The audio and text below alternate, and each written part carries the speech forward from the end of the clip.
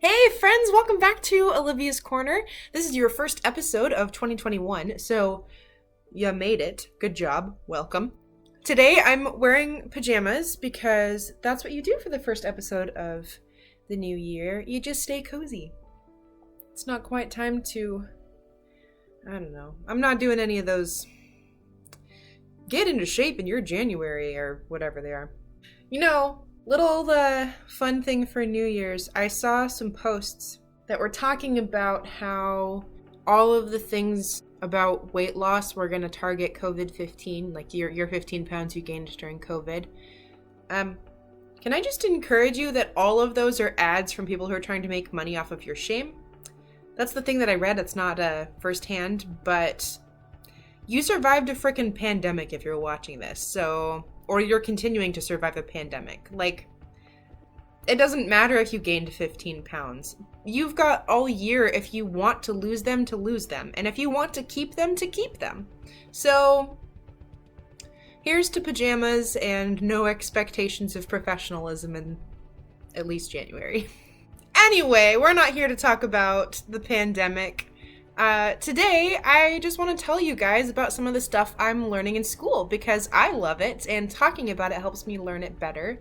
And I think it might be interesting to some people out there to kind of know what people go through when working on learning to write movies, writing movies, any of that. So here we go.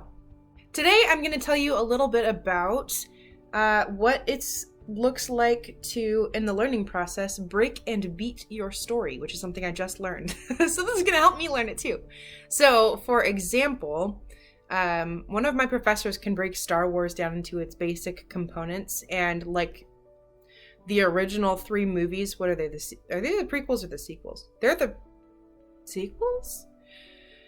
4, 5, and 6. My professor can break them into like 4 story beats total. That story follows a hero's journey, which is another thing that I love to talk about if anyone wants to hear about my learnings about the hero's journey. I've got the arch for you. The arch? The character arc that the character goes through that is the hero, and I freaking love that stuff. So, today we're going to start with some ideas around a movie that I find super easy to break and beat, which is one of my favorite movies, The Princess Bride. Actually, I'm gonna put that quote board behind me so that we have some pizzazz. Okay, pizzazz! Wah! Voila! So, welcome to my writer's room, because that's what you just stepped into by watching this video. Today, first things first, I'm going to give you the definition of these things and then I'm going to give them to you, okay? So, in my class, we're learning how to pitch a story to someone, okay?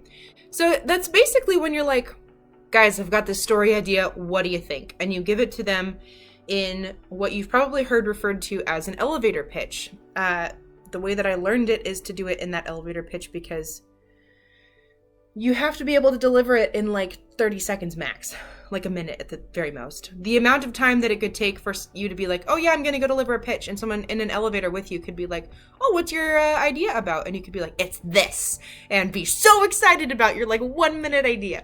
So, I pre-wrote my elevator pitch of The Princess Bride because that's what we're talking about today. So, if I were going to give you a pitch about The Princess Bride, this is what my log line for my idea would be.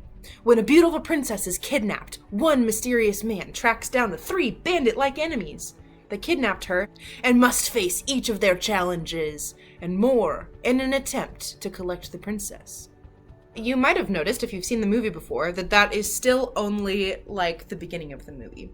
The and more kind of helps you know that there's, like, more to the story. But when you're writing a log line or an elevator pitch, similar idea, you're only giving your listener, the first act of the movie. So if a movie breaks into 3 acts or sometimes 5 acts, imagine that just getting started is what you're pitching to the person. And then there's a change that happens in the story and you include just past that change. So, for example, if we decided that the Princess Bride changed when the princess was kidnapped, that's one of the points.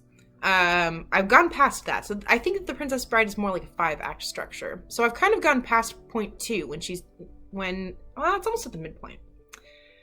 The point is, you don't give the whole story away in the logline. You don't tell them how they resolve everything. You don't tell them every complication. You just tell your listener that there is an interesting character. You have to use a fun term for them. Mysterious man, beautiful princess, bandit-like enemies. A descriptive word, an adverb. Is bandit-like a descriptive word? I guess that's fine. You just describe your person and briefly what's happening in the story without giving too much away. So that they're intrigued and they're like, that's really cool, I want to buy your idea. So if I was the writer of The Princess Bride, that's kind of how I would do it. I am no expert. The next thing that you need to know is that you need to write a synopsis for your film. This is closer to what you would find like a summary, I guess. At least what I wrote is more like a summary. It has, I wrote a pretty hefty paragraph here as far as what happens specifically in The Princess Bride. It's something that you would tell like an executive producer who is already buying your story. It's all of the details when they say, give me a little bit more, and they haven't bought your idea yet necessarily. Okay, so synopsis. And the fun thing about this is that you're going to hear most of the major story beats and actually more than breaking it down. Like I told you that my professor could break down Star Wars into 4 beats. I could break this down into like 12 beats, and like I'm supposed to learn how to sum it up into even smaller story beats, but I like it too much. There's too much going on to cut out details. The other thing is, you will find that there are minimal specifics. There are lots of details, things that happen, events, things that are essential to communicating what's happening in the story without things like, specifically, Inigo Montoya was looking for the 6-fingered man who had slaughtered his father 10 years ago. 10 years? 30 years. It's a long amount of time. I need to watch that movie again. Okay, dear viewers, are you ready? Here's the synopsis. As if I were writing this movie for you, of The Princess Bride. Buttercup is taken by Prince Humperdinck to be his princess and bride after her own true love, the noble Wesley, was murdered by pirates. When the princess is kidnapped by 3 men on the side of the road, a mysterious man in black clothing, with excellent swordsmanship, chases them down, facing each in turn and revealing himself finally to the princess as her true love, Wesley. After finally being reunited, the couple face many trials, from the dreaded fire swamp, to being separated again, to Wesley's kidnapping and second murder, to befriending the remains of the bandit team that kidnapped Buttercup, and vanquishing the crown on the day of the royal wedding. Finally, winning their happy ending and riding off into the sunset. That is basically the synopsis of The Princess Bride. This is probably longer than a synopsis needs to be by fancy standards, but I feel like I summed up basically everything that happens in loose terms. If you've seen the movie, you know that that's like the broad strokes rather than the zooming in. That's the goal of a synopsis, though. If this were still a rough idea I had in my head, I would probably try to break it down even further to its most basic form. And then if I were like rewriting The Princess Bride, which I would never do because I don't feel like I could ever measure up to the beauty and masterpiece that is that film, I would come up with a beat sheet and then come up with how each beat is carried out. So, for example, Buttercup is taken by Prince Humperdinck. If you've seen the movie, you know that she was taken because she is the most beautiful woman in the world. Well, that's from the book. And because she was not betrothed to anyone, so the king can choose whoever he wants to marry. If I had just read that my beat to elaborate on was Buttercup is taken by Prince Humperdinck to be his princess and bride, after her own true love, the noble Wesley, was murdered by pirates. That's kind of the beat. I get to decide what that looks like carried out into scenes.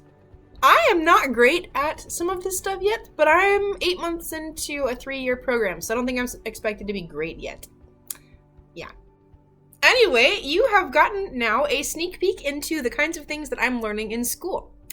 I hope you enjoyed sitting along with me in my pajamas while we work on the breakdown of my beloved favorite movie.